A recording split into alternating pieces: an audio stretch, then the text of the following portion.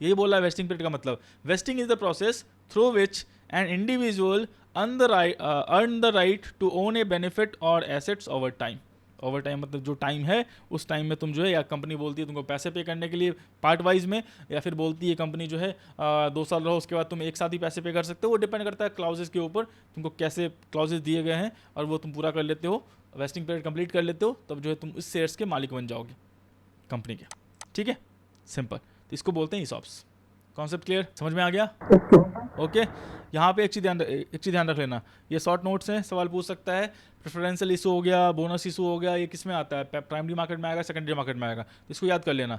IPO, FPO, private placement का part है qualified institutional placement, क्यूआईपीज, जो सिर्फ क्यूआईबीज को अलॉट होता है, मतलब जिससे पैसे फंड रेज कर सकते हैं। Preferential issue, rights and bonus issue, onshore and offshore offerings, sweat equity, employ stock options schemes, ESOPs जो हैं, ये सारी की सारी जो है किस में आएंगी? ये सारी की सारी जो है आने वाली है प्राइमरी। सवाल जो है पूछने वाला हूँ जो भी चीज़ें हैं। ठीक है, यहाँ पे जो पढ़ाया है मैंने, जो क्लासेस करवाई हैं, जो आज का जो क्लासेज है उसके रिगार्डिंग ही क्वेश्चन है ये, तुमको ये जो बहुत हेल्प करेगा। चलो फिर देखते हैं, बताओ यहाँ पहला क्वेश्चन का आंसर क्या होने वाला है?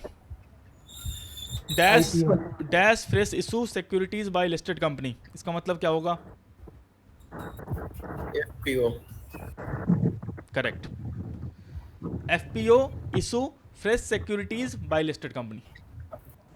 लिस्टेड कंपनी के द्वारा फ्रेश इशू किया जाता है, उसको क्या बोलेंगे? एफपीओ। आईपीओ में क्या होता है? कंपनी पहली बार आती है लिस्ट करने के लिए, तो उसको तुम जो है कॉन्सेप्ट क्लियर हुआ?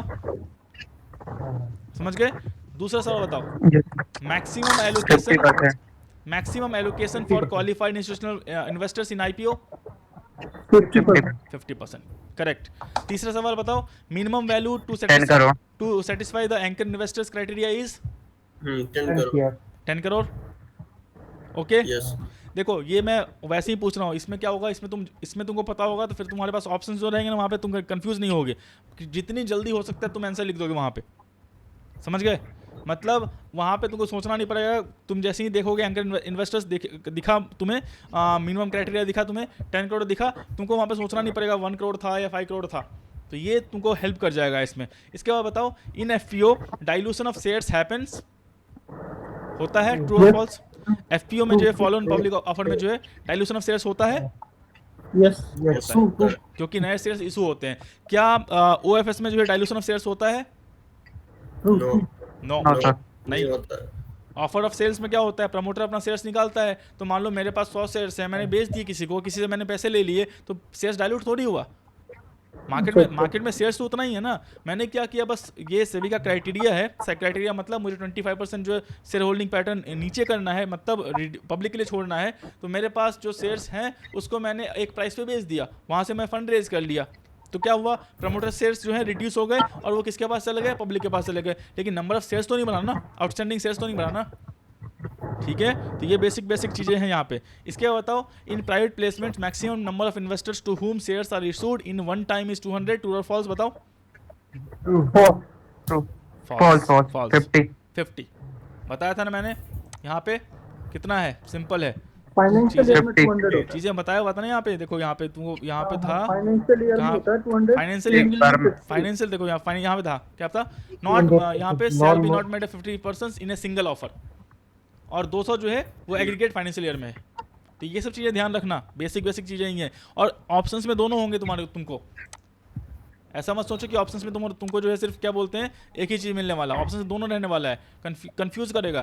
तो ये तुम्हारी रिस्पॉन्सिबिलिटी है कि तुमको चीज़ें जो है कितने अच्छे से कॉन्सेप्ट जो है क्लियर है। ओके, यहाँ पे देखो, private placements made to QIBs are called QIPs. Correct. Qualified institutional placements. Okay, यहाँ पे बताओ 4:2 राइट्स इशू का मतलब क्या हो गया? मैंने अभी बताया हुआ। 2 शेयर पे 4 शेयर, पर 2 शेयर पे 4 शेयर मिलेंगे। 2 शेयर्स जो राइट हैंड साइड में नंबर है वो शेयर्स तुम्हारे डीमैट अकाउंट में होने चाहिए, जो लेफ्ट हैंड साइड में नंबर है वो तुमको शेयर्स मिलने वाले हैं। Concept clear? सिंपल है। इसके बाद जो है तुम्हारा ये यहाँ पे जो है Q&A तुम्हारा ये रहा। इसके बाद ये बताओ तुम्हें यहाँ पे जो है, चलो ये बताओ 5:6 बोनस शेयर्स का मतलब क्या हो गया? सर शेयर है 5 तो शेयर 5 वाले को बोनस 6 बोनस शेयर दिए जाएंगे। अगर 6 शेयर्स तुम्हारे डीमैट अकाउंट में हैं, नहीं नहीं नहीं नहीं, 6 शेयर्स तुम्हारे डीमैट अकाउंट में हैं तो 5 शेयर्स मिलने वाले हैं। तो मैंने 5 मैंने लेफ्ट सिंपल, वाले मिलते हैं, राइट वाले होने चाहिए। राइट वाले तुमको होने चाहिए डीमैट अकाउंट में, लेफ्ट वाले शेयर्स तुमको मिलते हैं। सिंपल लेफ्ट वाले कॉन्सेप्ट है, मिलते हैं। ज़्यादा कंफ्यूज मत करो, लेफ्ट राइट का फॉर्मूला याद कर लो बस। राइट हैंड साइड में जो नंबर है वो शेयर्स तुम्हारे डीमैट अकाउंट में होने चाहिए, लेफ्ट हैंड साइड में जो नंबर है वो शेयर्स तुमको मिलने वाले हैं। बस इतना ध्यान रख लो, 2-3 बार आप कोशिश करोगे तो हो जाएगा वो। यहाँ पे देखो, shares allotted with consideration is called, या विदाउट कंसिडरेशन, सॉरी बोलता हूँ, shares allotted without consideration is called, और बताया था मैंने, ये तो कुछ बताया था सर, भूल गया। Bonus share. Bonus shares. ठीक है, बोनस शेयर्स में कंसिडरेशन नहीं होता है। हाँ, बोनस है। करेक्ट, सवाल पूछ सकता है। ओके, समझ गए? हाँ यस। इसके बाद बताओ, minimum value to satisfy the anchor investor criteria is 10 crore 10 crore 10 crore. Simple. Fund raise from international market is called offshore offshore. Offshore ठीक है, ऑफशोर क्या बोलते हैं? इसमें ऑप्शन के ऊपर डिपेंड करता है, और भी ऑप्शन हो सकता है। ऑफशोर नहीं, ऑफशोर यहाँ पे है, ऑफशोर ऑफरिंग ही है, समझ गए? तो वो ऑफशोर ऑफरिंग यहाँ पे कहलाएगा। सिंपल, बाहर से अगर तुम फंड रेज करते हो तो वो ऑफशोर ऑफरिंग ही कहलाएगा। Okay, main purpose of sweat equity is to raise capital, true और फॉल्स बताओ। False main purpose no False. False. Main purpose क्या है? एम्प्लॉयज को, प्रमोटर को, डायरेक्टर को रिटेन करना और क्या बोलते Motivate हैं, करना। एजेंसी रिस्क को रोकना। ओके, इसके बाद देखो Yes. यहाँ पे vested period, the vested period is the period in which you can sell your ESOPs to other person, true और फॉल्स? फॉल्स। वेस्टेड पीरियड में क्या होता है, तुम उस एसेट को एक्वायर करते हो, ठीक है? तुम ऐसा, तुम्हारे वेस्टेड पीरियड में तुमको एसेट मिलता नहीं है, तुम एक्वायर करते हो उसको, वेस्टेड पीरियड खत्म होने के बाद तुमको एसेट मिलता है। Concept clear? यहाँ पे देखो, dash is the secondary market transaction run through a primary market route, क्या होगा? एफपीओ। FPO। नहीं नहीं नहीं नहीं, हाँ हम FPO भी नहीं होगा, बताओ। ओएफएस। OFS। ओके, ऑलरेडी इसके कंपनी, ऑलरेडी इसके शेयर्स ट्रेडेबल रहते हैं सेकेंडरी मार्केट में। इसके प्रमोटर को ड्यू टू कंप्लाइंसेस जो है रिड्यूस करने होते हैं शेयर्स, तो यही होता है, is the secondary market transactions done through a primary market root.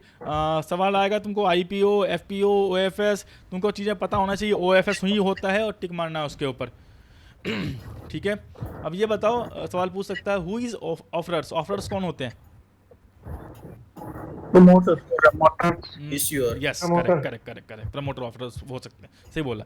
मतलब जैसे मान लो मैं शेयर्स बेच रहा हूँ तो मैं क्या कहलाऊंगा? ऑफरर्स कहलाऊंगा। ठीक है, जो शेयर्स बेचता है, जिसके बिहाफ में जो है पैसे मिलते हैं उसको, वो ऑफरर्स हो गया। सिंपल टर्म्स में प्रमोटर जो है ऑफरर्स जो होगा। ऑफर ऑफ सेल है, जो ऑफर हो गया वही सेल करेगा। हाँ, वही सेल करेगा, सिंपल है। जैसे मान लो IPO में ऑफर कौन होता है? कंपनी, ये प्रमोटर जो भी है। ठीक है, OFS में इंडिविजुअल होगा, कंपनी का प्रमोटर होगा। हाँ वो इंडिविजुअल, हाँ, अब जिसके पास 10% से ऊपर का होल्डिंग है वो OFS ला सकता है। तो मेनली मान लो LIC में मान लो OFS लाएगा तो ऑफर कौन होगा? Government of India. समझ गए? बट जरूरी नहीं है ना हर एक बार वो प्रमोटर ही हो। देखो, हाँ। अब 10% प्रमोटर अगर गवर्नमेंट प्रमोटर देखो, इसमें भी हो सकता है ना। 10% से ऊपर का होल्डिंग कौन रख सकता है? ठीक है, प्रमोटर प्रमोटर ही होगा। अब प्रमोटर ही मेनली करते हैं, इन्वेस्टर्स तो वो निकल जाते हैं, इन्वेस्टर्स को उतना रेस्ट्रिक्शंस नहीं होता। अब इन्वेस्टर्स क्या होता है, जैसे म्यूचुअल फंड होल्डिंग है, 7% 8% होल्डिंग लेके बैठा हुआ है, तो उसको ऑफर फॉर सेल लाने की जरूरत नहीं है म्यूचुअल फंड वाले को, वो मार्केट में सेल कर सकते हैं। लेकिन प्रमोटर को इसलिए लाने के लिए से भी बोलता है कि चीज़ें पता चल सकें क्यों बेच रहा है, कुछ गलत तो नहीं हो रहा कंपनी में। अगर मान लो वो चुपके से बेच देगा तो किसको लॉस होने वाला है? छोटे इन्वेस्टर्स को लॉस होने वाला है। समझ गए? क्योंकि Yes. क्योंकि प्रमोटर को तो पता ही है मेरी कंपनी में क्या होने वाला है। अगर मान लो प्रमोटर शेयर्स बेच रहा है तो उसको बताना पड़ेगा मैं क्यों बेच रहा हूँ OFS में, रीज़न क्या है, क्या उस फंड से मैं कुछ ग्रोथ करूँगा या कुछ जो है चीज़ें क्लियर नहीं है। तो वो जब न्यूज़ आती हैं तो उसके हिसाब से जो है इन्वेस्टर्स जो है डिसीजन ले सकते हैं कि क्या हो रहा है नहीं हो रहा है। तो इसीलिए जो है प्रमोटर को, जिसके पास 10% से ऊपर का होल्डिंग है, उसको जो है बोलती है ऑफर सेल लाने के लिए।